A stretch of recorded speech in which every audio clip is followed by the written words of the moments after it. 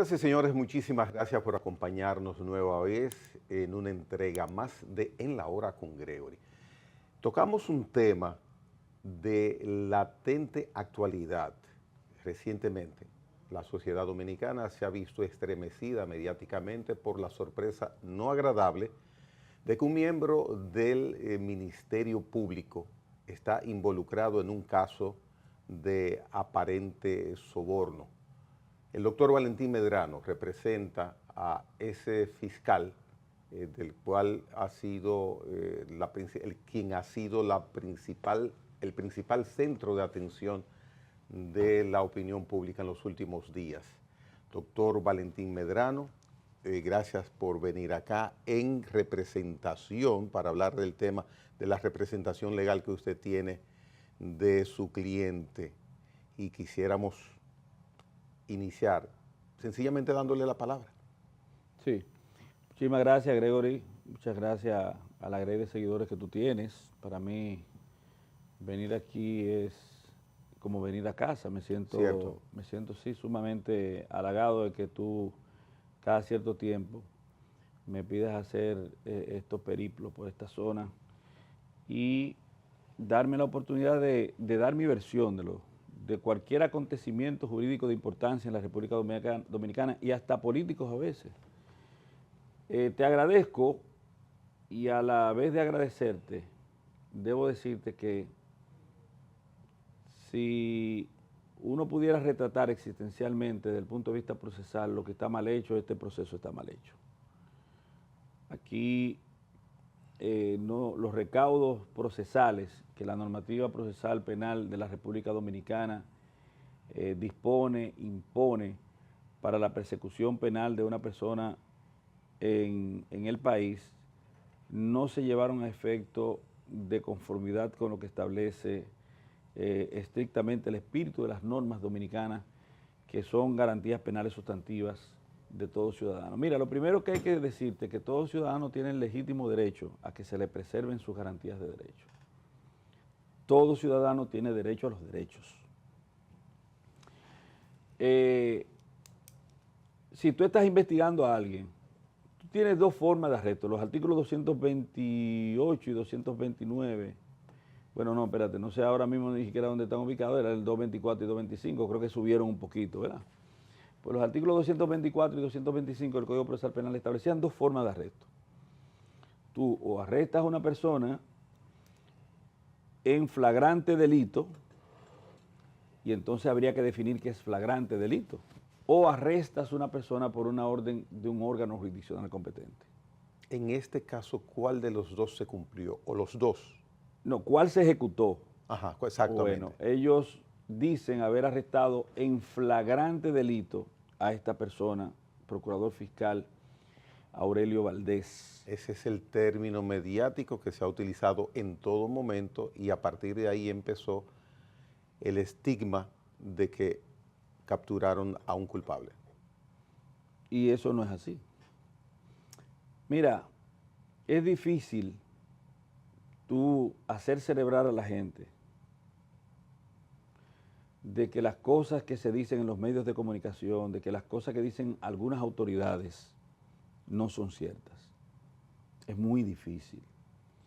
Pero si de repente alguien dice, y te voy a ejemplarizar, en una ocasión un juez dijo que Mandela, ese ícono histórico de redención, de libertad, de lucha contra el apartheid, esa persona que es un referente eterno de los mejores seres humanos nacidos, hubo un juez que dijo que él era culpable de haber cometido actos delictivos.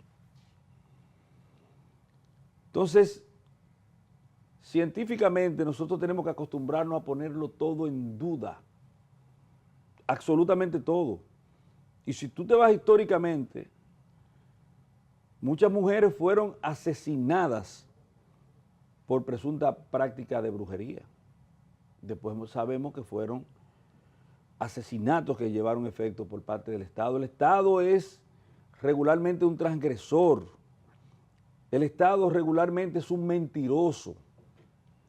El Estado usted tiene ese Big Brother, ese gran hermano, usted tiene que tener su vínculo con él y verlo con ojerizas y poner todo en duda. De hecho, científicamente hablando, nosotros, los que mínimamente hemos tenido que cursar el posgrado, los posgrados y hasta los grados, tú tienes que hacer una tesis al final, ¿verdad? Y el principio del método científico mundialmente aceptado, o uno de los principios neurálgicos, es poner todo en duda, dudar de todo y de todos, porque nadie es dueño de la verdad. ¿Y cuántas inferencias aquí se han hecho que después resultan ser falaces? Yo te voy a poner el mismo ejemplo del caso que está investigando, o estuvo investigando Aurelio Valdés. Empecemos por ahí. ¿Qué caso investigaba? ¿De qué proceso esa persona, Roberto Caneán, es testigo? ¿Por quién decidió que fuera testigo? Bueno, él es testigo del caso Senasa, que es el único caso de compañeros del gobierno, de compañeros del partido de gobierno, que actualmente de forma importante tiene la Procuraduría General de la República, el PEPCA. El señor Canán es simplemente testigo en casos Senasa, entonces, no imputado. Entonces, ¿quién decide que él sea un testigo? Ajá. ¿Quién tiene potestad para decir, mire, usted va a ser testigo? O mire, no, usted va a ser imputado. ¿Quién? Solo dos gente en el Ministerio Público, dos, y no es el fiscal que está siendo atropellado vilmente.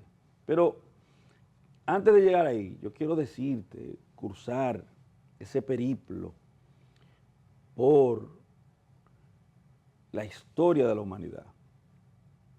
¿Cuántas personas han sido, bueno, en la República Dominicana? Sánchez fue ejecutado, uno de los padres de la patria. Fue ejecutado. El presidente Pepe Mujica, que es otro gran referente a nivel regional de las buenas prácticas políticas, de la honestidad, de una vida frugal, de una vida correcta y de amor por la humanidad y por su nación, fue condenado a 12 años de prisión. ¿Y los purgó? Y los purgó. Mandela 27. Entonces no es porque lo diga un juez o porque lo diga un fiscal. Y cuando digo juez, por ejemplo, mire, Ángel Rondón, porque sigo ejemplarizando, fue condenado por unos jueces, absuelto por otros. Para eso existen los recursos, porque los jueces se equivocan. El recurso de apelación existe porque el juez de primer grado puede cometer yerros. El recurso de casación existe porque el juez de segundo grado puede errar en la determinación de los hechos y en la adopción de la norma. Los recursos existen como garantías de las personas. Entonces, y si a usted lo condenaron y usted recurrió y después fue absuelto, ¿qué significa eso? Lo mismo que he dicho con antelación, que la gente se equivoca, que los jueces se equivocan, que son humanos y que el Ministerio Público se equivoca porque fue el que acusó.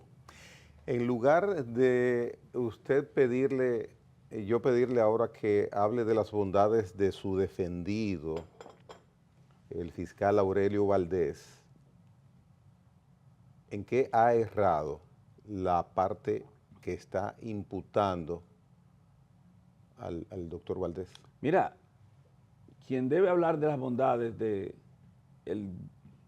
imputado, procurador fiscal, que es procurador fiscal todavía. Sí, sí, lo presento de esa manera y me refiero a él de esa manera. Quien debe hablar de las bondades de él es el mismo Ministerio Público. Porque él es no, pero yo le estoy preguntando a usted, no de las bondades de él. Yo sé que no, yo sé que no. Yo tomé la primera parte, me agencié yo, me licencié para responder lo que tú nos has preguntado, pero que era parte de la composición de la pregunta que hacías, del cuestionamiento.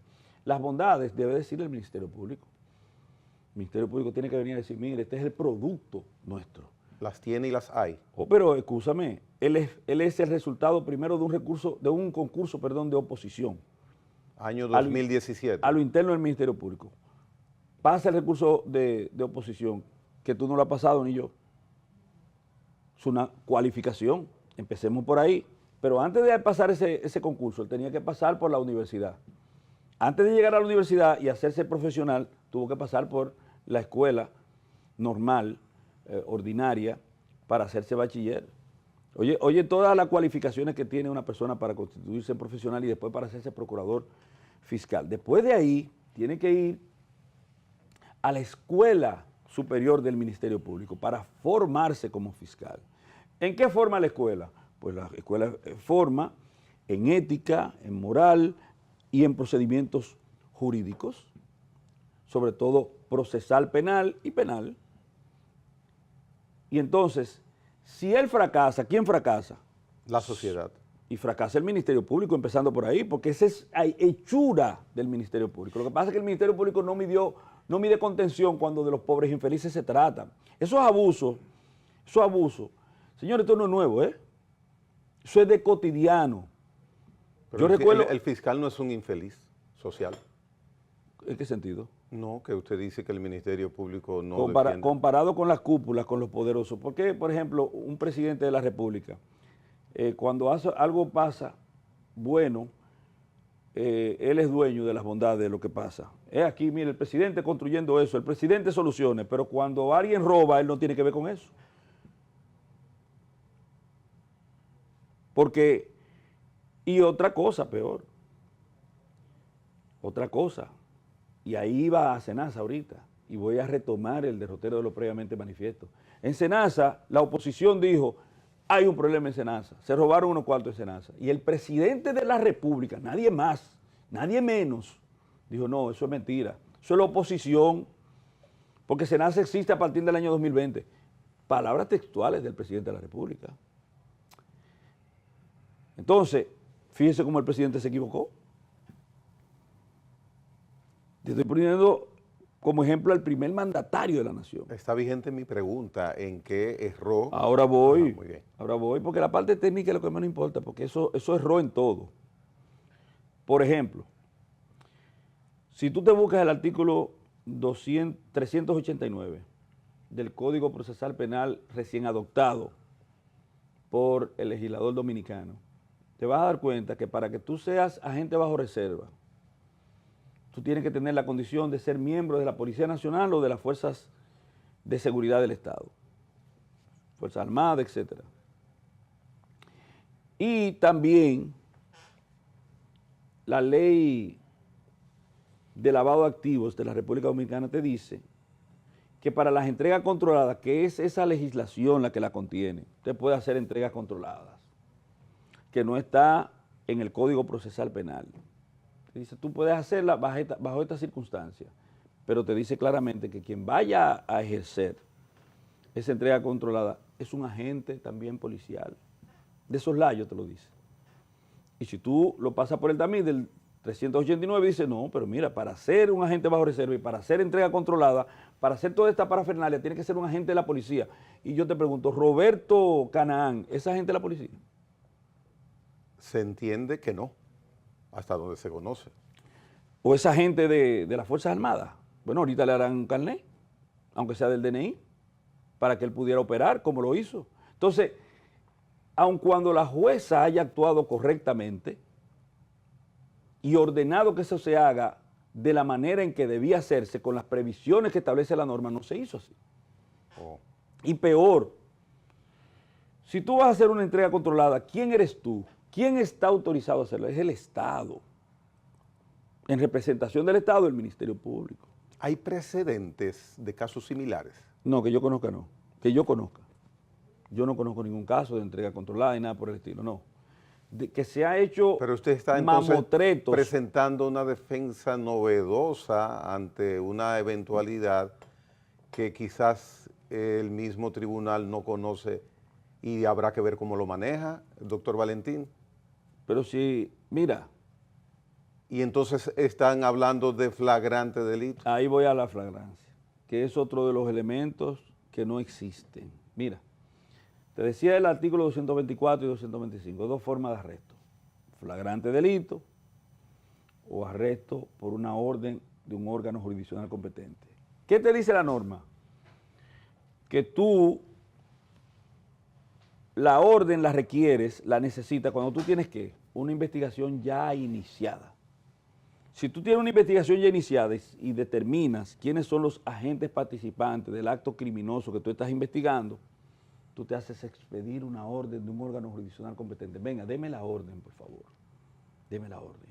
¿Por qué? Porque yo estoy investigando a fulano, fulano y fulano, y esas personas han cometido un acto de transgresión. Perfecto. Pero salvo eso, entonces, ¿qué es la flagrancia? La flagrancia es un acto fortuito, un hecho fortuito. Flagrante es la persona que ha cometido un delito y que es arrestado, inmediatamente comete el mismo. Pero las autoridades no tienen conocimiento antes de. ¿Y cómo es posible que tú me hables de flagrancia cuando desde el día 25, desde el día 25, tú tienes la designación de un juez de jurisdicción privilegiada para investigar, para que él modere todo lo que tiene que ver con la investigación que ya en curso tú llevas a efecto contra una persona, porque la solicitud se hizo para una persona. La solicitud se hizo para una persona, con nombre y apellido, incluso con el cargo, que era lo que le daba competencia a esa jueza, porque de lo contrario, un juez ordinario de abajo, de jurisdicción de atención permanente, era el que estaba apoderado de forma natural. Pero el juez natural de la persona con privilegios de jurisdicción es el juez de ese grado. Entonces ya tú sabes que estás investigando a Aurelio Valdés, con nombre, apellido y con funciones que son las que habilitan que esa jueza funcione, la magistrada, dignísima magistrada Isis Muñiz. Entonces, tú no puedes venirme y que tú lo arrestaste en flagrante delito. Usted está haciendo un despliegue jurídico explicativo que el televidente sabe que es magistral, doctor Medrano, lo elogio verdaderamente con esa explicación que usted da. Bueno, gracias por los elogios, pero los elogios lo único que me hacen a mí es darme dolor. No el elogio, porque lo agradezco, porque yo sé que tú eres una persona con mucha bonomía y que eres totalmente honesto en la manifestación de tus emociones, lo reconozco, pero me duele que nuestro Ministerio Público no actúe en consonancia con la norma. Me duele que a la gente se les afecte y me duele que se cree toda una parafernalia para ensuciar a una persona. En mal vocablo dominicano, nosotros podemos decir el Ministerio Público se ha meado, ha ensuciado, ha afectado, ha dañado, ha ajado, ha disminuido, ha transgredido, ha asesinado moralmente a ese ciudadano. Pero yo te voy a decir una cosa, y eso es lo que me duele, atiéndeme, que es la parte que a ti también te va a desgarrar. A un compañero, que después yo me di cuenta cuando Alfredo de la Cruz leyó unos tweets de él, que es un revolucionario interno del Ministerio Público, un cuestionador de lo que se estaba haciendo en el Ministerio Público. Bueno, o sea, doctor, si usted, un hijo suyo, le falla a la ley, le falla a la justicia, usted no lo va a aplaudir a un hijo suyo, no, pero usted no lo haría. Yo te estoy diciendo que antes de que ocurriera este hecho, ya él era una persona que a la cúpula del Ministerio Público le estaba cuestionando sus acciones, como cuáles, por ejemplo. Mira cómo se ha exacerbado toda una publicidad, pagada en su gran mayoría, para hacer ver a este muchacho como un infractor. Que es un muchacho, un muchachito, relativamente, en comparación conmigo, contigo, un muchacho de San Juan, morenito, cuestionador de la cúpula del Ministerio Público, a pesar de que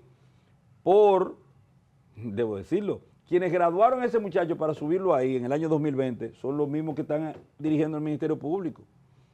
Si él falló, ellos fallaron. Sin embargo, el doctor Wilson Camacho ha calificado ¿Qué importa? hasta de repugnante esa situación. Pero ¿qué importa como el dignísimo magistrado, a quien admiro y quiero mucho, aprecio, lo califica así?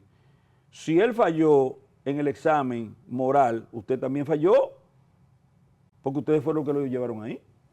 Él está ahí por ustedes. Pero los hechos, ellos no indujeron a que él haya cometido pero ahí ningún voy, hecho. Sí, pero la responsabilidad penal es personal. Exactamente. Pero vamos a la parafernalia de lo que se ha hecho para que tú veas.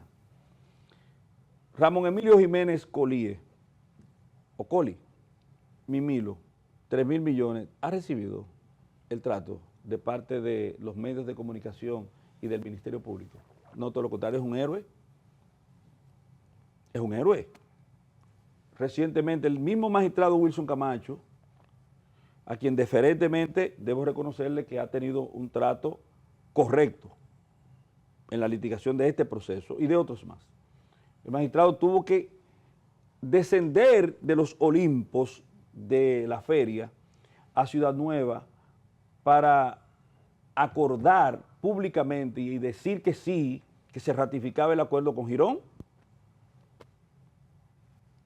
Entonces son héroes, atiéndeme, para que estemos claros, ese muchachito que pasó por la universidad, del Ministerio Público Interna, que es la Escuela Superior del Ministerio Público, que fue llevado por cualificación al lugar donde se encuentra en el PEPCA por la misma gente cualificadores del Ministerio Público que están en la cabeza del Ministerio Público.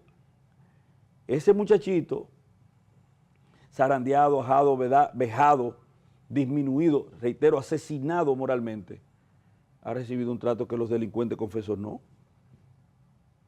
Él no ha confesado nada, pero Ramón Emilio, Bolívar Ventura, Pagán,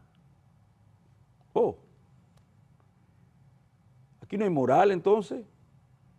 No hay moral porque eso se llama impunidad parcial. El mismo cuñado del presidente de la República, ¿cómo se llama? Montilla. 3.000 millones, dicen ellos, yo no creo nada de eso, pero lo dicen ellos. Entonces, ¿en qué 600.000 pesos se parecen a 3.000 millones? Y el monto tiene que ver, y no es el hecho. Pero usted pactó con esa gente y lo trató de forma diferenciada. Ni siquiera le pidieron un día de prisión preventiva. ¡Un día! ¡Un día! Y yo te voy a hacer una pregunta simple. ¿Cómo es posible que un fiscal que usted formó, que fue su compañero, que ha llenado actas de inspección, actas de allanamiento, actas de arresto por orden judicial, en los procesos importantes, que muy probablemente llenó muchas actas del proceso Senasa, usted diga que no tiene arraigo? Y como muestra de que usted no cree en su arraigo, pero sí creyó en Ramón Emilio, en Bolívar Ventura, en toda esa gente, usted le pide prisión preventiva como medida de coerción. Dígame dónde eso puede tener lógica. 1 año de prisión preventiva. 12 meses de prisión preventiva. Sí. Mire, vamos a hacer una pausa. Al regreso, precisamente el conocimiento se pospuso para el 7 de abril y el conocimiento de que se pospusiera forma parte de la acción de la defensa que usted encabeza. ¿Por qué solicitar extensión para el conocimiento de la medida de coerción contra Aurelio Valdés, procurador fiscal vigente actual del Ministerio Público Dominicano? Venimos en breve con el doctor Valentín Medrano.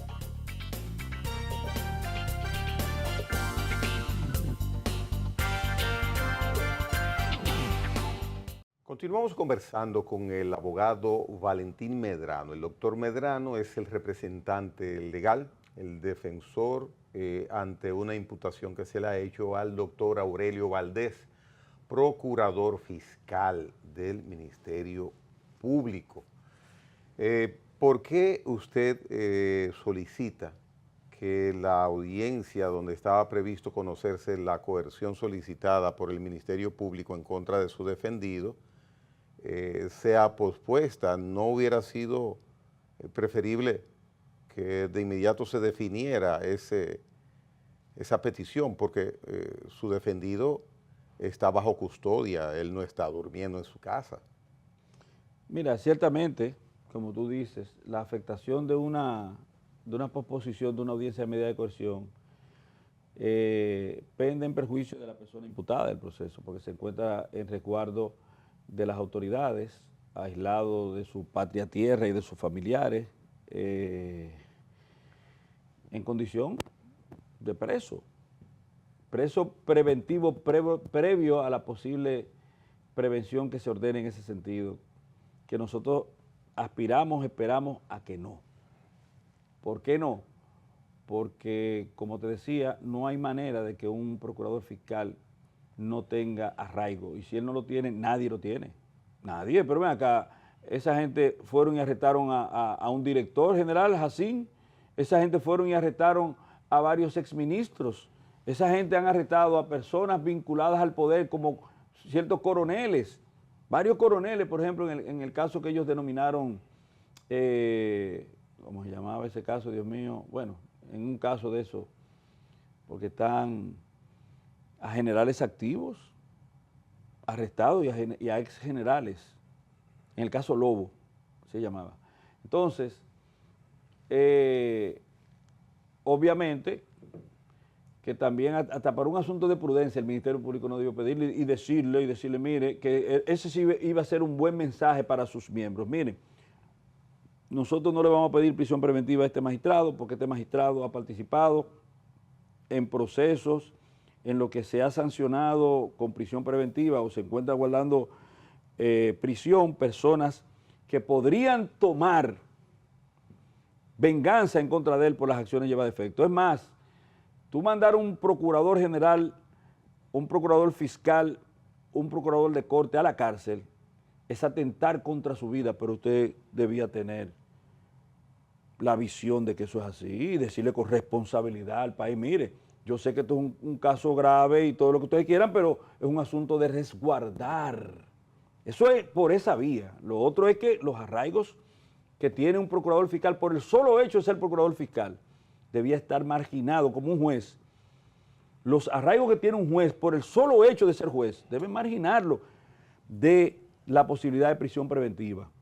Aún en una investigación del crimen más deleznable que pueda haber, supongamos que sea el asesinato, supongamos, ¿verdad?, que lleva pena, aún en una investigación de asesinato. Y te digo simple, porque la gente dirá, pero ¿cómo puede ser posible? De un doble asesinato era que acusaban a el exfutbolista norteamericano, ¿cómo se llamaba él? Dios mío, hoy yo tengo un lapsus bonito, que murió recientemente. Bueno, ese exfutbolista lo acusaban de la muerte de su esposa y la muerte de la pareja actual de su ex esposa. Y todo el mundo vio los videos que lo estaban persiguiendo. Él fue a su proceso en libertad. ¿Me entiendes? Porque la medida de coerción es la forma de sujeción en que una persona va a estar atado al proceso. Ya dije sujeción, bueno, reiteré el término. El fiscal Aurelio Valdés parece que está recibiendo medicina de la que aplicaba, porque el Ministerio Público, usted mismo lo menciona a menudo, se caracteriza por pedir prisión preventiva para cualquier caso. Pero lamentablemente, en el caso de él y de todos los procuradores fiscales del país, de, ¿cómo le podemos decir?, de a pie, los fiscales de a pie, ellos se deben a un principio que está inserto en la Constitución de la República que se llama jerárquico. Reciben órdenes. Ya. Hay directrices en ese sentido, pero el señor ¿por qué Valdés yo aplacé? Se ha mencionado que él era la estrella, una de las estrellas principales de la Fiscalía. Sí, pero todos son estrellas hasta que de alguna forma ponen distancia con los criterios de la parte directriz del Ministerio Público. Así funcionan las cosas. Mira, porque una cosa es con guitarra y otra con violín, porque yo recuerdo que la magistrada Jenny Berenice encabezó con 19 fiscales, que ahora están en la cúpula todos del Ministerio Público, con 19 fiscales encabezó una lucha en contra de su propio cuerpo, y a ella nadie le imputó. Contra de un concurso está mal hecho, un concurso de tu propio órgano, ¿me entiendes? Pero una cosa es con guitarra y otra cosa muy diferente con violín. ¿Por qué dilatar el conocimiento de la coerción? No que se está tratando de dilatar, simplemente es un asunto de responsabilidad. Nosotros tenemos a una persona que de golpe y porrazo, de la noche a la mañana, se convirtió en un imputado. De ser procurador fiscal se convirtió en un imputado. De forma responsable, tú primero tienes que conocer de qué se le acusa. Y nosotros habíamos acabado de recibir, quizás unas horas pocas antes, la solicitud de medida de coerción que hacía el Ministerio Público. Tú tienes que, esas pruebas que el Ministerio Público va a hacer valer, tú tienes que pasarla, estudiarla, dividirla, fraccionarla, en términos investigativos para ver sus fortalezas o debilidades. Y después entonces va el otro elemento más importante. El ámbito de discusión de una medida de coerción es peligro de fuga. Y los peligros de fuga se establecen con los presupuestos culpatorios que presenta el Ministerio Público y se deshacen con los presupuestos de arraigo que tú como defensa técnica tienes que presentarle al juez. ¿Teníamos nosotros los presupuestos de arraigo? No lo teníamos. Ya. Nada más sabíamos que era un procurador fiscal que estaba siendo perseguido por su propio cuerpo. La mediatización de este caso es un elemento que evidentemente en su defensa podría perjudicarle. Usted también lo ha presentado previamente en casos diferentes por la presión que recibe el tribunal.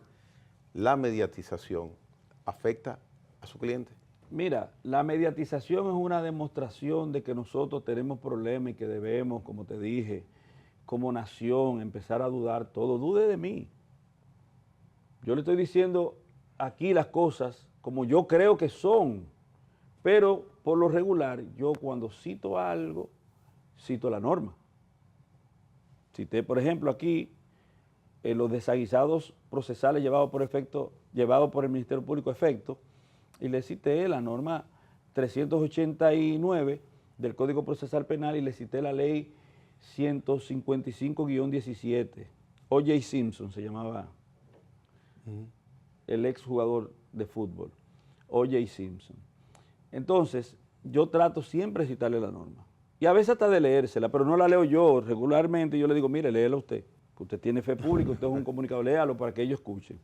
Entonces, los artículos que he establecido, 124 y 125 del Código Procesal Penal, que establecen la forma de arresto. Yo lo cito. Yo le defino lo que es flagrancia. Flagrancia es un hecho fortuito.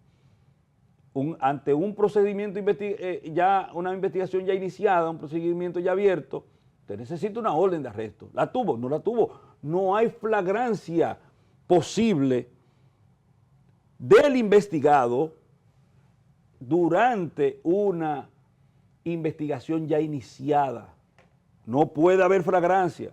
Y eso, óigame, trae a Carlos Balcácer aquí, que es el mejor abogado penalista vivo en la actualidad. Trae a Julio Curi, que es el abogado más completo, a Marcos Espinosa, que es un erudito, Marcos Espinosa Ulloa, que es un erudito del derecho.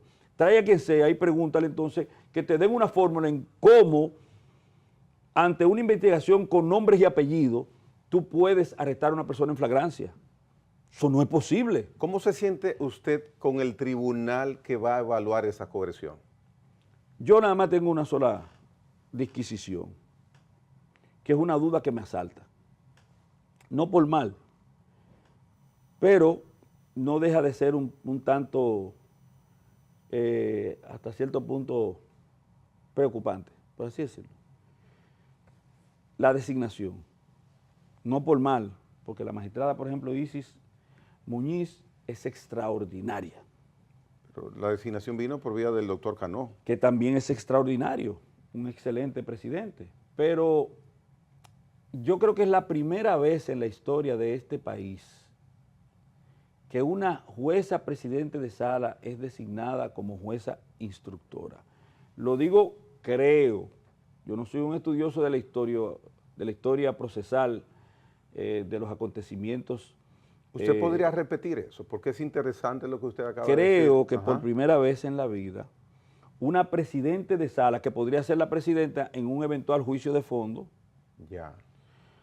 Creo que es la primera vez que se designa a una presidenta de sala, que debería estar reservada para juicio de fondo, se designa como jueza instructora.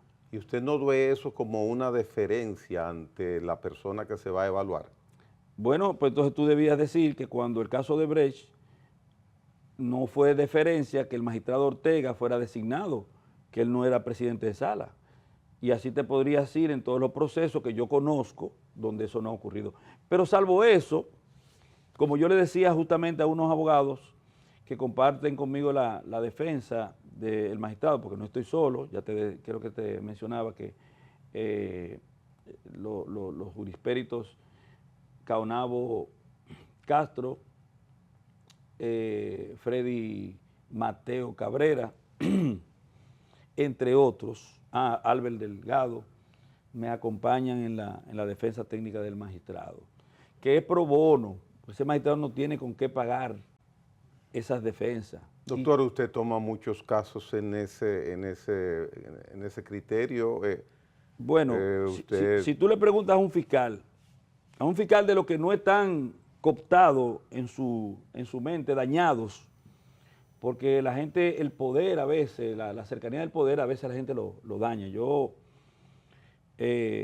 supe de un amigo que ha estado participando, yendo mucho al Palacio por los asuntos estos, de que tú sabes que ahora los fiscales todos los lunes tienen que reunirse con el presidente. Ellos son independientes, pero se reúnen todos los lunes con el presidente, son independientes, los titulares. Y entonces uno de los asistentes de esos titulares... Es así, como usted dice. Sí, sí, es así. Uno de los asistentes de los titulares va allá y ya se siente como que se ha rozado mucho con el presidente y tiene unos aires, pero los aires pueden ocurrir. Pero si tú le preguntas a cualquier fiscal, te va a decir que en su contrato de introducción al Ministerio Público hay una cláusula invisible, no escrita, que establece que si ellos tienen dificultad, tanto administrativa como penal, cuentan con la defensa técnica gratuita de parte del abogado Valentín Medrano Peña. Eso ha ocurrido en innúmeras ocasiones. O sea, yo no he representado a un fiscal, yo he representado muchísimos fiscales. Es decir, que parece un acto reflejo o algo natural que se da. Porque cuando un fiscal cae en desgracia, quizás en la primera persona que piensa es en Valentín Medrano Peña, porque ha sido el comportamiento profesional que yo he tenido hacia ese cuerpo. Yo he acompañado al Ministerio Público desde la fundación de su carrera o antes. Yo fui abogado de 100 fiscales juntos, entre ellos, Wilson Manuel Camacho y Mirna Ortiz. Oh. Fueron mis clientes. Pro bono. Pro bono, También, 100 juntos, también. 100 juntos, que exigían el derecho a una participación igualitaria de los procuradores fiscales con respecto a sus procuras e intenciones de conformar el Consejo Superior del Ministerio Público.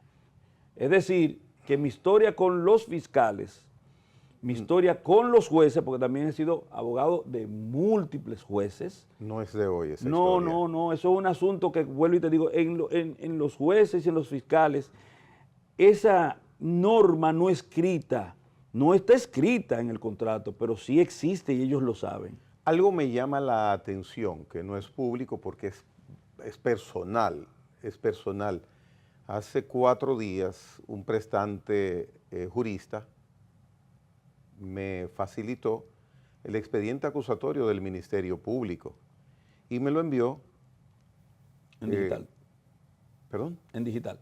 Sí, me lo envió en digital con un escrito, dice, han tomado a este señor como chivo expiatorio. Me llamó la atención eso, que él me hiciera esa notita junto con el envío. Bueno, yo no sé si en San Juan hay muchos chivos, ¿verdad?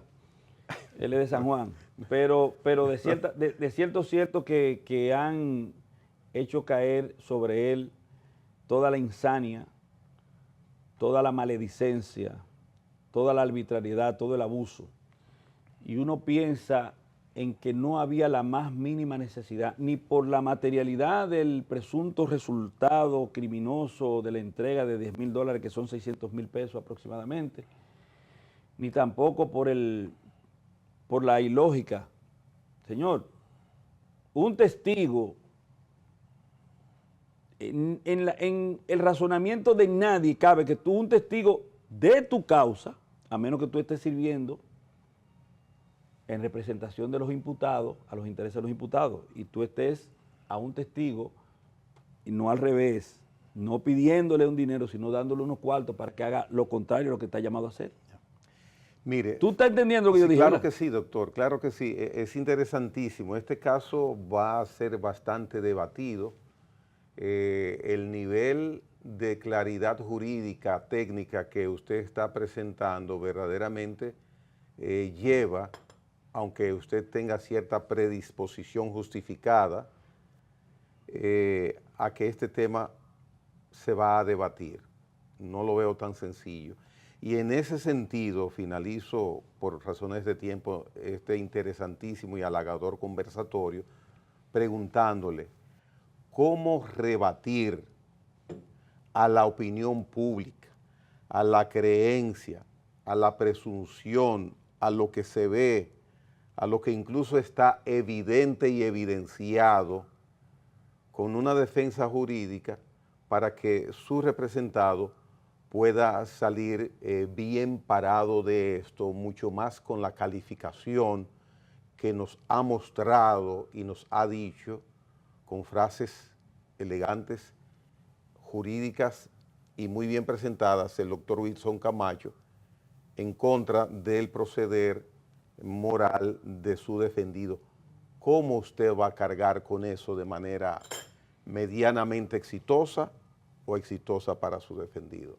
Mira, mi defendido tiene mejores relaciones, o debió tenerla, ¿verdad?, con la magistrada Jenny Berenice, porque de seguro que se ha reunido más veces con ella que yo. Yo me he reunido con la magistrada Jenny Berenice en una única ocasión, y yo fui un simple espectador de cosas que se estaban dando ahí.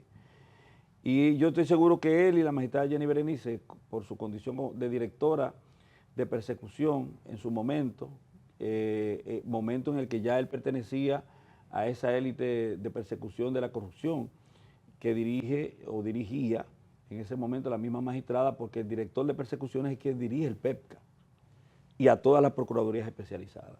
Entonces, yo supongo que también tiene muchos mayores vínculos que yo con el magistrado Wilson Camacho, a quien conocí en procesos penales en lo que nosotros éramos contrarios, y de quien fotografié existencialmente las grandezas que ya el pueblo dominicano ha descubierto de él. Quizá yo fui una especie de, por así decirlo, de un escucha, un scout, que pudo visualizar que este joven prodigio en su momento del derecho iba a calar tanto como de forma merecida ha hecho el magistrado Wilson Camacho. Entonces, si ellos no le tienen cariño, que yo no sé por qué, porque, y no entienden la humanización del discurso por nosotros planteado, no hay necesidad de adoquinar tanto a una persona que ha dado tanto en beneficio de una causa. Ahora bien, mi querido Gregory, te agradezco tus palabras. Son muy bien recibidas, quizás no tan merecidas. Te agradezco. Pero ¿qué punto específico tú quieres ya al final que yo manifieste? ¿Qué tú quieres que yo diga? Yo lo diré. Ya. Porque al final de cuentas, la gente dice lo que le digan que diga en algún momento. Pero en cuanto a la mediatización, finalmente, que fue tu pregunta, en cuanto a la mediatización, tú sabes que nosotros en la sociedad vivimos mal. El padre del periodismo amarillo, es justamente el premio que se le da en los Estados Unidos para el mejor periodismo, Pulitzer. ¿Qué se puede hacer con las mentiras? Bueno, si la mentira hace más bulla, si la mentira recibe más publicidad, si la publicidad se paga, aquí el mayor cliente en publicidad, casi el 90% es el gobierno. ¿Qué tú puedes hacer? Decir tu verdad y esperar que el tiempo haga su trabajo, porque el tiempo todo lo cura, el tiempo todo, absolutamente todo lo pone en su lugar.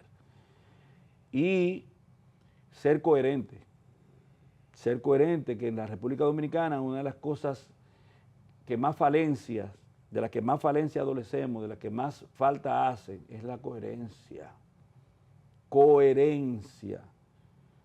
Y no es posible que nosotros tengamos en las calles, sin un solo día de prisión preventiva, a delincuentes confesos por el solo hecho de que han sido, por parte de la cúpula del Ministerio Público, han sido, ¿cómo se dice eso?, bueno, lavados por el agua bendita de los calificadores de moral y que a un fiscal, por un presunto error que no ha ocurrido,